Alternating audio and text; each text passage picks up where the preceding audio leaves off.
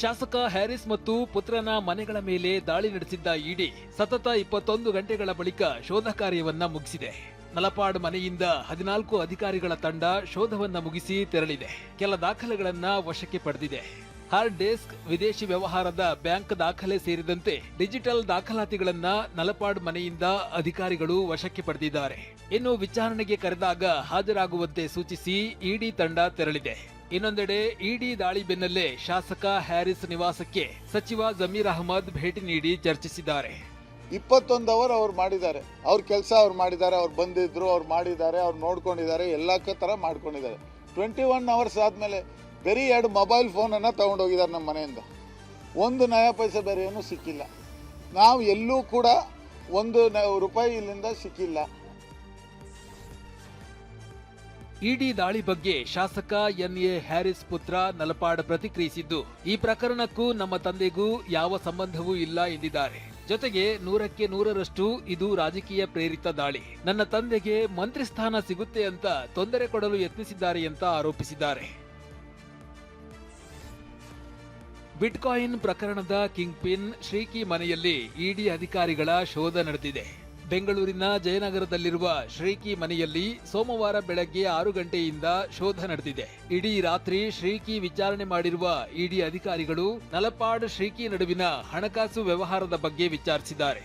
ಸುಮಾರು 4.65 ಕೋಟಿ ಹಣದ ವ್ಯವಹಾರ ನಡೆದಿರುವ ಕಾರಣ ಬಿಟ್ಕಾಯಿನ್ ವಹಿವಾಟಿಗೂ ಹಣದ ವರ್ಗಾವಣೆಗೂ ಸಂಬಂಧವಿದೆಯಾ ಎನ್ನೋ ಬಗ್ಗೆ ಶ್ರೀಕಿಗೆ ಪ್ರಶ್ನೆಗಳನ್ನ ಕೇಳಲಾಗಿದೆ.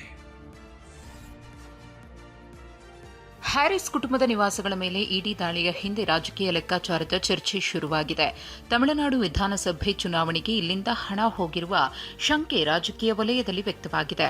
ಈಗಾಗಲೇ ಸಿಐಡಿ ಎಸ್ಐಟಿ ಬಿಟ್ಕಾಯಿನ್ ಕೇಸ್ ತನಿಖೆ ನಡೆಸಿತ್ತು. ಆದರೆ ಇದೀಗ ಬಿಟ್ಕಾಯಿನ್ ಕೇಸ್ ಸಂಬಂಧ ದಾಳಿ ನಡೆಸಿದ ಇಡಿ ವಿವಿಧ ಹೊಸ ಅನುಮಾನಗಳ ಬಗ್ಗೆ ಪರಿಶೀಲಿಸಿದೆ.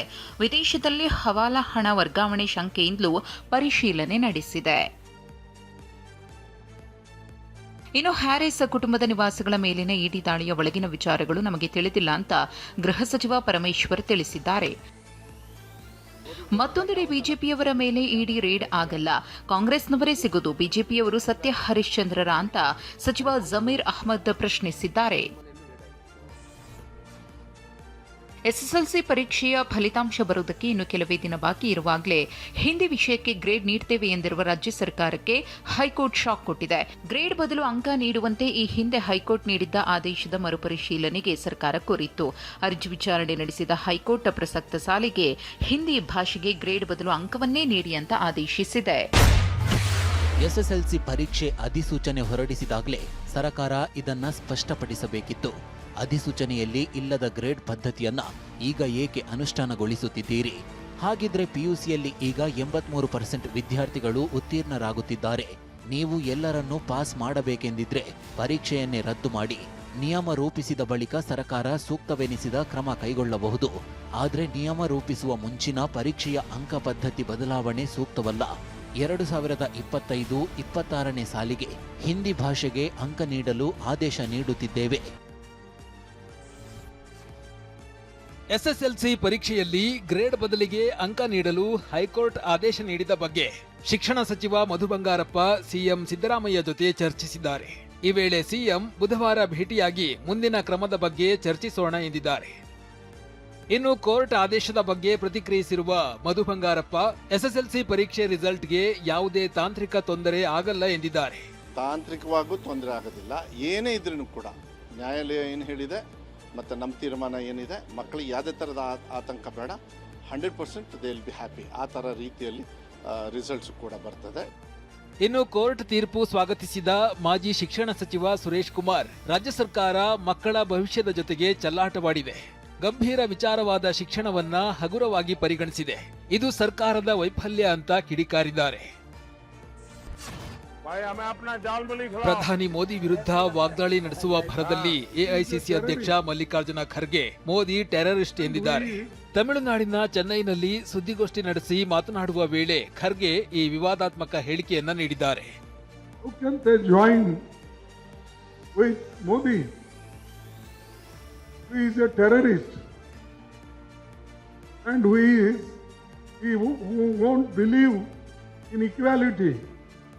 His party won't believe in equality and justice. ಬಳಿಕ ತಮ್ಮ ಹೇಳಿಕೆಗೆ ಸ್ಪಷ್ಟನೆಯನ್ನ ನೀಡಿದ ಖರ್ಗೆ, ಮೋದಿ ಯಾವಾಗಲೂ ಬೆದರಿಕೆ ಹಾಕ್ತಾರೆ, ಈ ಅರ್ಥದಲ್ಲಿ ನಾನು ಹಾಗೆ ಹೇಳಿದೆ ಎಂದಿದ್ದಾರೆ. ತಮಿಳುನಾಡು ವಿಧಾನಸಭೆ ಚುನಾವಣೆ ಮತದಾನಕ್ಕೆ ಇನ್ನೆರಡು ದಿನ ಇರೋವಾಗಲೇ ಟಿವಿಕೆ ಮುಖ್ಯಸ್ಥ ದಳಪತಿ ವಿಜಯ್ ನಾಮಪತ್ರ ತಿರಸ್ಕೃತವಾಗುವ ಆತಂಕ ಶುರುವಾಗಿದೆ. ಪೆರಂಬೂರು ಹಾಗೂ ತಿರುಚಿ ಪೂರ್ವ ಕ್ಷೇತ್ರಗಳಿಂದ ನಾಮಪತ್ರ ಸಲ್ಲಿಸಿರುವ ವಿಜಯ್ ಆಸ್ತಿ ವಿವರಗಳಲ್ಲಿ 105 ಕೋಟಿ ರೂಪಾಯಿಗಳ ವ್ಯತ್ಯಾಸ ಕಂಡುಬಂದಿದೆ. ಇದನ್ನ ಮದ್ರಾಸ್ ಹೈಕೋರ್ಟ್ ಅಕ್ರಮ ಅಂತ ಅಭಿಪ್ರಾಯಪಟ್ಟಿದೆ.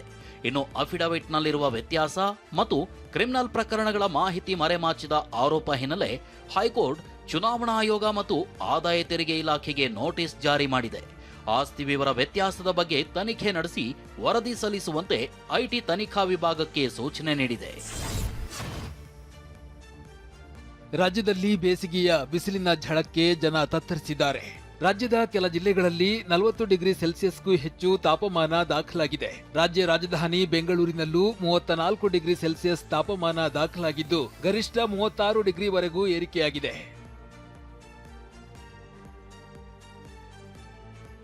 ರಾಜ್ಯದಲ್ಲಿ ಬಿಸಿಲಿನ ತಾಪಮಾನ ಭಾರೀ ಪ್ರಮಾಣದಲ್ಲಿ ಏರಿಕೆಯಾಗಿರುವ ಬಗ್ಗೆ ಮಾತನಾಡಿದ ಆರೋಗ್ಯ ಸಚಿವ ದಿನೇಶ್ ಗುಂಡೂರಾವ್, ಬಿಸಿಲಿನ ಸಮಯದಲ್ಲಿ ಹೊರಗಡೆ ಹೋಗೋದನ್ನ ಅವಾಯ್ಡ್ ಮಾಡಿ ಅಂತ ಸಲಹೆ ನೀಡಿದ್ರು. ರಾಜ್ಯದಲ್ಲಿ ಈ ಬಾರಿ ದಾಖಲೆಯ ಉಷ್ಣಾಂಶ ಇದೆ. ಈ ಬಾರಿ ಬಿಸಿಗಾಳಿ ಇರುವುದರಿಂದ ಎಚ್ಚರಿಕೆಯಿಂದ ಇರಬೇಕು ಎಂದಿದ್ದಾರೆ. ರಾಯಚೂರಿನಲ್ಲಿ ದಿನೇ ದಿನೇ ತಾಪಮಾನ ಹೆಚ್ಚಳದಿಂದ ಸಾರ್ವಜನಿಕರಿಗೆ ಬಿಸಿಲಿನಲ್ಲಿ ಓಡಾಡದಂತೆ ಜಿಲ್ಲಾಡಳಿತ ಎಚ್ಚರಿಕೆ ನೀಡಿದೆ. ಆದರೆ ರಾಯಚೂರು ನಗರದ ಟ್ರಾಫಿಕ್ ಸಿಗ್ನಲ್ಗಳಲ್ಲಿ ಜನರು 40 ಡಿಗ್ರಿ ಸೆಲ್ಸಿಯಸ್ ಬಿಸಿಲಿನಲ್ಲೇ 2 ನಿಮಿಷ ನಿಲ್ಲುವಂತಾಗಿದೆ. ಕಳೆದ ಬಾರಿ ಸಿಗ್ನಲ್ನಲ್ಲಿ ಶೆಲ್ಟರ್ ಹಾಕಿ ನೆರಳಿನ ವ್ಯವಸ್ಥೆ ಮಾಡಿದ್ದ ಜಿಲ್ಲಾಡಳಿತ ಈ ಬಾರಿ ನಿರ್ಲಕ್ಷ್ಯ ತೋರಿದೆ. ಇದರಿಂದ ಸಿಗ್ನಲ್ನಲ್ಲಿ ಬೆಂಕಿಯಂತ ಬಿಸಿಲಿನಲ್ಲಿ ಜನರು ನಿಲ್ಲೋ ಅನಿವಾರ್ಯತೆ ಸೃಷ್ಟಿಯಾಗಿದೆ. ಇತ್ತ ಗದಗ ಬೆಟಗೇರಿ ಅವಳಿ ನಗರದ ಪ್ರಮುಖ ಸಿಗ್ನಲ್ನಲ್ಲಿ ಹಸಿರು ಪರದೆ ಅಳವಡಿಸಲಾಗಿದೆ. ಟ್ರಾಫಿಕ್ ಸಿಗ್ನಲ್ ಬೀಳುತ್ತಿದ್ದಂತೆ ಬೈಕ್ ಸವಾರರು ನೆರಳಿನ ಆಸರೆ ಪಡೆದು ಕುಳಿತಿದ್ದಾರೆ. ಪರದೆ ಅಳವಡಿಸಿದ ನಗರಸಭೆ ಪೊಲೀಸ್ ಇಲಾಖೆ ಬಗ್ಗೆ ಜನರು ಮೆಚ್ಚುಗೆ ವ್ಯಕ್ತಪಡಿಸಿದ್ದಾರೆ. ಕೊಪ್ಪಳದಲ್ಲಿ ಬಿಸಿಲಿನ ತಾಪಮಾನ ಹೆಚ್ಚಳ ಹಿನ್ನೆಲೆ ಜಿಲ್ಲಾಸ್ಪತ್ರೆಯಲ್ಲಿ 10 ಬೆಡ್ಗಳ ಹೀಟ್ ಸ್ಟ್ರೋಕ್ ವಾರ್ಡ್ ಸಿದ್ಧಪಡಿಸಲಾಗಿದೆ. ಹೀಟ್ ಸ್ಟ್ರೋಕ್ ವಾರ್ಡ್ಗೆ 2 ನರ್ಸ್, ಪ್ರತ್ಯೇಕ ವೈದ್ಯರ ನೇಮಕ ಮಾಡಲಾಗಿದೆ. ಕೊಪ್ಪಳ ಜಿಲ್ಲೆಯಲ್ಲಿ 40 ರಿಂದ 41 ಡಿಗ್ರಿ ಸೆಲ್ಸಿಯಸ್ ಬಿಸಿಲಿನ ತಾಪಮಾನ ದಾಖಲಾಗಿದೆ. ಇತ್ತ ಯಾದಗಿರಿಯ ಹಿಮ್ಸ್ ಆಸ್ಪತ್ರೆಯಲ್ಲೂ 2 ಪ್ರತ್ಯೇಕ ವಾರ್ಡ್ಗಳನ್ನು ತೆರೆಯಲಾಗಿದೆ. ಹೀಟ್ ಸ್ಟ್ರೋಕ್ಗೆ ಒಳಗಾದವರಿಗೆ ಚಿಕಿತ್ಸೆ ನೀಡಲು ಆಕ್ಸಿಜನ್ ಬೆಡ್ ಹಾಗೂ ಔಷಧಗಳ ವ್ಯವಸ್ಥೆ ಮಾಡಲಾಗಿದೆ. ಈವರೆಗೆ ಯಾವುದೇ ಹೀಟ್ ಸ್ಟ್ರೋಕ್ ಪ್ರಕರಣ ದಾಖಲಾಗಿಲ್ಲ. ಬಿಸಿಲು ಹೆಚ್ಚಾಗ್ತಿದ್ದಂತೆ ಯಾದಗಿರಿ ಜನ ಮಣ್ಣಿನ ಮಾಡಕೆಗಳ ಖರೀದಿಗೆ ಮುಂದಾಗಿದ್ದಾರೆ. ಯಾದಗಿರಿಯಲ್ಲಿ 42 ಡಿಗ್ರಿ ತಾಪಮಾನ ದಾಖಲಾಗಿದೆ. ದೇಶದ ಹಲವು ರಾಜ್ಯಗಳಲ್ಲಿ ಬಿಸಿ ಗಾಳಿಯ ಆರ್ಭಟ ಮುಂದುವರೆದಿದೆ. ಬಿಹಾರದಲ್ಲಿ ಶಾಲೆ ಅಂಗನವಾಡಿ ಮಕ್ಕಳ ಆರೋಗ್ಯ ದೃಷ್ಟಿಯಿಂದ ಅಂಗನವಾಡಿ ಹಾಗೂ 5ನೇ ತರಗತಿವರೆಗೆ ಶೈಕ್ಷಣಿಕ ವರ್ಷದ ಸಮಯವನ್ನು ಮರು ನಿಗದಿಪಡಿಸಲು ನಿರ್ಧರಿಸಲಾಗಿದೆ. ಜಾರ್ಖಂಡ್ನಲ್ಲಿ 8ನೇ ತರಗತಿವರೆಗೆ ಬೆಳಗ್ಗೆ 7 ರಿಂದ 11:30ರವರೆಗೆ ಮತ್ತು 9 ರಿಂದ 12ನೇ ತರಗತಿಗಳಿಗೆ ಬೆಳಗ್ಗೆ 7 ರಿಂದ ಮಧ್ಯಾಹ್ನ 12 ಗಂಟೆಯವರೆಗೆ ತರಗತಿ ನಡೆಸಲಾಗುತ್ತಿದೆ. ಈ ಸಮಯ ಎಲ್ಲ ಸರ್ಕಾರಿ ಖಾಸಗಿ ಶಾಲೆಗಳಿಗೂ ಅನ್ವಯವಾಗಲಿದೆ. ಇನ್ನು ಒಡಿಶಾದ ಹಲವು ಜಿಲ್ಲೆಗಳಲ್ಲೂ ಬೆಳಗ್ಗೆ ಮಾತ್ರವೇ ತರಗತಿಗಳು ನಡೆಯಲಿವೆ. ತೆಲಂಗಾಣದಲ್ಲಿ ವಿದ್ಯಾರ್ಥಿಗಳಿಗೆ ನೀರು ಕುಡಿಯುವ ಬ್ರೇಕ್ ಕಡ್ಡಾಯಗೊಳಿಸಲಾಗಿದೆ. ಗೃಹ ಸಚಿವ ಡಾಕ್ಟರ್ ಜಿ ಪರಮೇಶ್ವರ್ಗೆ 500 ರೂಪಾಯಿ ಬೆಟ್ಟಿಂಗ್ ಸಂಕಷ್ಟ ಎದುರಾಗಿದೆ. ಕಬಡ್ಡಿ ಟೂರ್ನಿಯಲ್ಲಿ 500 ರೂಪಾಯಿ ಬೆಟ್ಟಿಂಗ್ ಕಟ್ಟಿದ್ದಾಗಿ ಡಾಕ್ಟರ್ ಜಿ ಪರಮೇಶ್ವರ್ ಈ ಹಿಂದೆ ಹೇಳಿದ್ರು. ಇದರ ಬೆನ್ನಲ್ಲೇ ಬೆಟ್ಟಿಂಗ್ ಕಟ್ಟುವುದು ಅಪರಾಧ ಅಂತ HR ನಾಗಭೂಷಣ್ ಎಂಬುವರು ಖಾಸಗಿ ದೂರು ದಾಖಲಿಸಿದ್ರು. ಪ್ರಕರಣ ವಿಚಾರಣೆ ನಡೆಸಿದ 42ನೇ ACJM ಜಡ್ಜ್ KN ಶಿವಕುಮಾರ್ ಗೃಹ ಸಚಿವರ ವಿರುದ್ಧ FIR ದಾಖಲಿಸಿ ತನಿಖೆಗೆ ಆದೇಶಿಸಿದ್ದಾರೆ. ತುಮಕೂರಿನ ಕೊಡಿಗೆಹಳ್ಳಿ ಪೊಲೀಸರಿಗೆ ತನಿಖೆ ನಡೆಸಲು ಕೋರ್ಟ್ ಸೂಚಿಸಿದೆ. ಬೆಂಗಳೂರಿನಲ್ಲಿ ಪೋರ್ಷೆ ಕಾರಿನ ಬ್ಯಾನೆಟ್ ಮೇಲೆ ಸಿಮೆಂಟ್ ಕಲಸಿ ಗುಂಡಿ ಮುಚ್ಚಿದ್ದು ಪ್ರಚಾರದ ಗಿಮಿಕ್ ಅಂತ ಜನ ಕಿಡಿಕಾರಿದ್ದಾರೆ. ಇದಕ್ಕೆ ಸ್ಪಷ್ಟನೆ ನೀಡಿದ ಅಖಿಲ್, ನಾನು ಅನುಭವಿಸಿದ ಸಮಸ್ಯೆ ಹೈಲೈಟ್ ಮಾಡಲಷ್ಟೇ ಯತ್ನಿಸಿದೆ ಎಂದಿದ್ದಾರೆ. ಪದೇ ಪದೇ ಸ್ಲೀಪರ್ ಕೋಚ್ ಬಸ್ಗಳ ಅಪಘಾತದ ಹಿನ್ನೆಲೆಯಲ್ಲಿ ದೇವನಹಳ್ಳಿ RTO ಅಧಿಕಾರಿ ಸುಧೀರ್ ನೇತೃತ್ವದಲ್ಲಿ 23 ಬಸ್ಗಳ ಒಳಭಾಗದ ಡೋರ್ ತೆಗೆಸಲಾಗಿದೆ. ವಿಪಕ್ಷ ನಾಯಕ ರಾಹುಲ್ ಗಾಂಧಿ ವಿರುದ್ಧದ ದ್ವಿಪೌರತ್ವ ಪ್ರಕರಣದ ವಿಚಾರಣೆಯಿಂದ ಅಲಹಾಬಾದ್ ಹೈಕೋರ್ಟ್ ಲಖನೌ ಪೀಠದ ನ್ಯಾಯಮೂರ್ತಿ ಸುಭಾಷ್ ವಿದ್ಯಾರ್ಥಿ ಹಿಂದೆ ಸರಿದಿದ್ದಾರೆ.